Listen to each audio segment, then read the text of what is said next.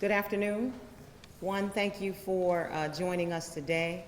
I want to thank also Mayor Pro Tem Casey Thomas for being here, Assistant City Manager John Fortune, our City Attorney Chris Queso. More importantly, I want to thank Jeff Williams, the Regional Director for the Department of Public Safety, our Dallas County Sheriff Marian Brown, our District Attorney John Crusoe, and of course, Erin Nealy Cox, our U.S. Attorney, for joining us today. This partnership between all of our agencies has always been a strong one, but today, now more than ever before. As we look at the number of violent crimes occurring in the city of Dallas, we must continue to work together to put an end to all of this senseless violence. We're standing before you today to say enough is enough. With the generous support of our law enforcement partners, we are heightening the enforcement efforts in targeted areas of violent crime that we've identified through crime analysis. We've implemented additional strategies to reduce violent crime and to also be proactive in that process. At the Dallas Police Department, year to date, we have made 18,543 arrests. We made 2,278 drug arrests. We've seized over 1,100 weapons, and we've made 429 gang member contacts. But that is not enough. We initiated a summer crime plan that included most of the individuals you see up here, as well as some of our federal and other local partners. And we began that with a warrant apprehension of more than 53 violent criminals, some of the most violent individuals within our city.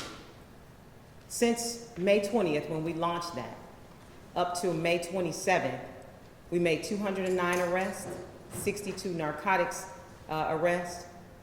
We've seized 15 guns and an additional 10 gang contacts. But still, we see violent crime in our city. We know that there is much more work to be done, and together we are going to do that work. The residents of our community deserve to be safe. This team has gathered to make sure that they are safe. No one should have to be subjected to violent crime on a day-to-day basis or any time at all. And so we are here today to say we're done. In the coming days, you will see an increased presence within our targeted areas. I want to thank the Governor Greg Abbott, for the resources and his continued support for the Dallas Police Department. The Dallas County Sheriff's Department continues to patrol and keep our highways safe, and we thank you for that. We are appreciative of our federal partners and their support in our Project Safe Neighborhood. Most of you know in Forest Aldelia and 5 Points, we've partnered with the U.S. Attorney, our state, federal, local sheriffs, and everyone together, and we've seen reductions, so we know that this work, as we're united, it works. The city's District Attorney's Office, we appreciate your continued effort to pursue justice on behalf of the victims of crime, and I want to be very clear. We do not and will not tolerate violent crime in this city. I'm gonna say it for the people in the back. We do not and we will not tolerate violent crime in this city. Those who commit heinous acts, we will find you, we will hold you accountable, and we will bring you to justice. We know that the summer months bring about freedom for our youth. They are not enrolled in many summer programs, and we need to keep our youth safe. We need to keep our community safe. There are opportunities for our youth at our Parks and Rec centers, both day and night. The City of Dallas Parks and Recreation has programs that allow our youth to interact and have some good old fun. I am also asking the City of Dallas residents to join us, to be vigilant, to join us in our community partnerships for a safer neighborhood. We want you to volunteer in patrol, and we want you to partner with us as we continue to make Dallas safe. At this time, I am going to introduce Director Jeff Williams from the Department of Public Safety. Thank you, Chief Hall.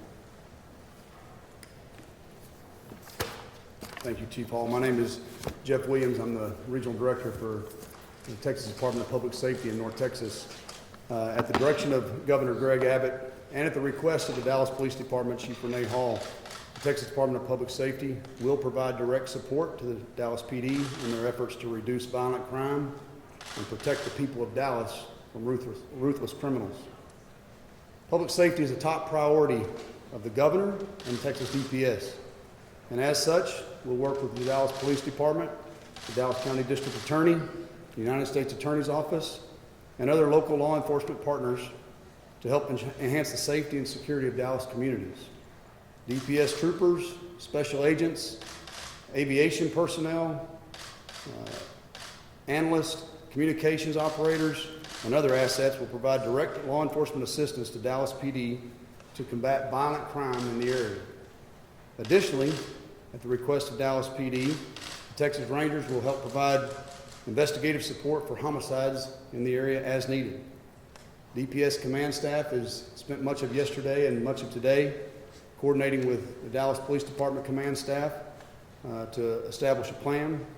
I cannot say enough how proud we are to be partnering together with the department and the local and state federal agencies that are going to be involved in this.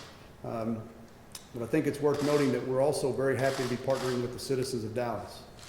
Someone watching this tonight knows something about a violent crime. We need you to come forward. We need your help in this effort, and we look forward to partnering with you and the rest of the citizens. Thank you very much. I'll now introduce, Sheriff Marian Brown. I apologize, Sheriff. Good afternoon. I'm Marian Brown, your Dallas County Sheriff. I want you to know that the Dallas County Sheriff's Office would like to stand in partnership with Chief Renee Hall and the Dallas Police Department as we fight for a safer community. It has been decades since Dallas has experienced the type of violence that we have recently experienced.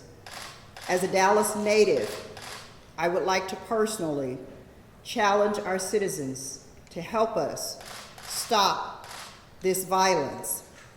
Dallas is the city of opportunity, of hope, and community. And while families embark upon their summer plans, we are publicly asking that we not lose one more father, one more mother, one more daughter, or one more son to this senseless violence. The Dallas Sheriff's Office will continue to patrol the highways. We will serve the unincorporated areas of Dallas County. In addition, we are exploring collaborative efforts that will assist the Dallas Police Department and the citizens of Dallas. The Dallas Sheriff's Office stands in solidarity with the Dallas Police Department. And as I stand here with my peers today, and safety being our #1 priority, I am asking the citizens of Dallas to stand with us, help us make this a safe community for our families today. Help us to stop the violence. I would like to ask to come up our District Attorney, John Creuzot. Well, good afternoon. I'm John Creuzot, the District Attorney, and I just want to make it perfectly clear where we are and where we stand. We stand with Chief Hall, we stand with Sheriff Brown, we stand with Jeff Williams, and we stand with Erin Nealy Cox. This is obviously a concerning surge and spike in violent crime.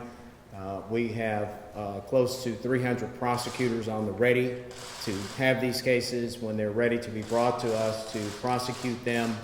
But we know that it's a joint effort not only between law enforcement, but we need our communities and members of our communities to assist us and help our law enforcement agencies with tips and coming down to court as witnesses and doing all the things that are necessary to prosecute a case once we have it. But we also know that that's not enough. As mentioned, we need the resources of activities for our youth, for positive things for them to do so that they're not out on the streets with nothing to do throughout these hot summer months. So We stand ready. We will accept cases. We will prosecute cases to the fullest, just as we did today, a capital murder verdict on a very violent crime. We stand ready, and we stand with Chief Hall and our law enforcement. And with that, I'll introduce Erin Nealy Cox, our U.S. Attorney. Thank you, Judge. Good afternoon. My name is Erin Nealy Cox. I'm the United States Attorney for the Northern District of Texas. And first, I'd like to just say what an honor it is for me to be up here with these great law enforcement leaders. We know how hard Chief Hall and her rank and file officers are working to keep up with the overwhelming caseload. And on behalf of all federal law enforcement, I want to say thank you, and we support you, and we have your back. You are the city's first line of defense, and that is a weighty problem.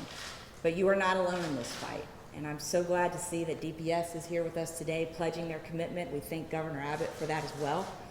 And I know I can't speak for all my federal law enforcement partners, but I've had many, many discussions with them about violent crime reduction in the last year and a half. It is the Department of Justice's national priority, violent crime reduction all across the country, and I have been committed to that endeavor since I took office 18 months ago. We have partnered with Chief Hall already on the Project Safe Neighborhoods partnership, and we have had tremendous success there. And when Chief Hall called, I did not hesitate to offer the resources of my office and prosecute cases federally to the extent that we had federal jurisdiction. I responded enthusiastically to Chief Hall's request, and I didn't even ask the prosecutors in my office because I knew what they would say. I've got a talented group of prosecutors.